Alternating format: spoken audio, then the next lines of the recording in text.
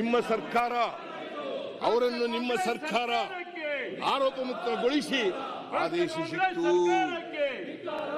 ಆಗಿದ್ದರೆ ಈ ಪದ್ಮನಾಭನನ್ನು ಆರೋಪ ಮುಕ್ತಗೊಳಿಸಿದಾಗ ಅಧಿಕಾರದಲ್ಲಿ ಬಿಜೆಪಿ ಸರ್ಕಾರವೇ ಇತ್ತು.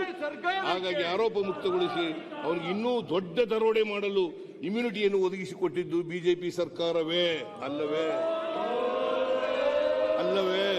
ಬಿಜೆಪಿ ಸರ್ಕಾರ ಅಲ್ವಾ? ಬಿಜೆಪಿ ಸರ್ಕಾರದ ಅಧೀನದಲ್ಲಿ ಕೆಲಸ ಮಾಡುತ್ತಿದ್ದ ಅಧಿಕಾರಿಗಳು ಪ್ರಕರಣವನ್ನು ಸರಿಯಾಗಿ ನಿಭಾಯಿಸಿದ್ದರೆ ಆತ ಆರೋಪ ಮುಕ್ತನಾಗುತ್ತಿದ್ದನೇ.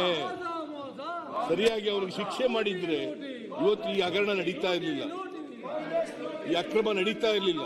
ಪದ್ಮನಾಭನಿಗೆ ಆಗಲೇ ಇವರು ಕ್ಲೀನ್ ಚಿಟ್ ಕೊಡದೆ ಹೋಗಿದ್ರೆ ಈ ಪರಿಸ್ಥಿತಿ ನಿರ್ಭಯ ಆಗ್ತಿರಲಿಲ್ಲ.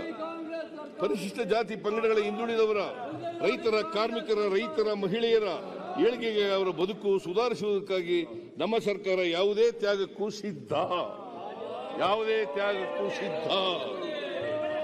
ಈ ವರ್ಗಗಳ ಕಲ್ಯಾಣಕ್ಕಾಗಿ ಮೀಸಲಿಟ್ಟ 1 ರೂಪಾಯಿಯನ್ನು, ಈ ವರ್ಗಗಳಿಗೆ ಮೀಸಲಿಟ್ಟ 1 ರೂಪಾಯಿಯನ್ನು ಕದಿಯಲು ಬಿಡುವುದಿಲ್ಲ. It is our commitment. ದುರುಪಯೋಗವಾಗಲು ಬಿಡುವುದಿಲ್ಲ. ಬಿಜೆಪಿ ಸರ್ಕಾರದ ಅವಧಿಯಲ್ಲಿ ಅಸಂಖ್ಯಾತ ಹಗರಣಗಳು ನಡೆದಿವೆ. ಕೆಲವು ಮುಖ್ಯ ಹಗರಣಗಳ ಮಾಹಿತಿಯನ್ನು ಸದನದಲ್ಲಿ ಅನುಬಂಧ 2ರಲ್ಲಿಟ್ಟು ಮಂಡಿಸುತ್ತಿದ್ದೇನೆ. ತಿಂದವರು ತಿಂದುಕೊಂಡು ಹೋಗಲಿ ಎಂದು ಬಿಡುವುದಕ್ಕೆ ನಮ್ಮದು ಯಡಿಯೂರಪ್ಪನವರ ಸರ್ಕಾರ ಅಲ್ಲ, ಬೊಮ್ಮಾಯಿಯವರ ಸರ್ಕಾರವೂ ಅಲ್ಲ, ಮೋದಿ ಸರ್ಕಾರವೂ ಅಲ್ಲವೇ ಅಲ್ಲ.